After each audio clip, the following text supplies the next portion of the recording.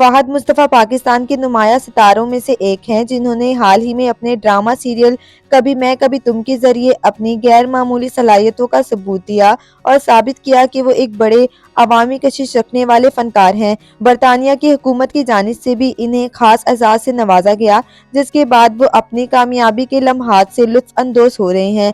इनकी ज़ाती ज़िंदगी भी बहुत खूबसूरत है, जहाँ वो अपनी अहलिया सना फहद के साथ हर अच्छे बुरे वक्त में शाना बशाना खड़े रहते हैं। सना और फहद का ताल्लुक मोहब्बत और एतमाद पर मुबनी है और इनकी अज़दवाजी ज़िंदगी में कई नशेबो फराज आए, जिन्हें इन्होंने मजबूती से अबूर किया। ये जोड़ा 2 बच्चों मूसा और फातिमा के वालिदैन हैं, जो इनकी ज़िंदगी की खुशियों का आज का दिन फहद मुस्तफ़ा के घराने के लिए खास तौर पर खुशी का दिन था, क्योंकि इन्होंने अपनी अहलिया सना फहद की सालगिरह का जश्न मनाया।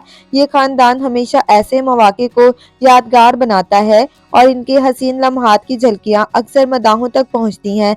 सालगिरह के इस खास मौके पर फहद, सना और इनके बच्चों ने मिलकर एक खुशगवार वक्त गुजारा, जिसकी चंद तस्वीर सोशल मीडिया पर शेयर की गईं। इन तस्वीर में खानदान की खुशियां और एक दूसरे के लिए मोहब्बत वाज़ा तौर पर झलक रही थी।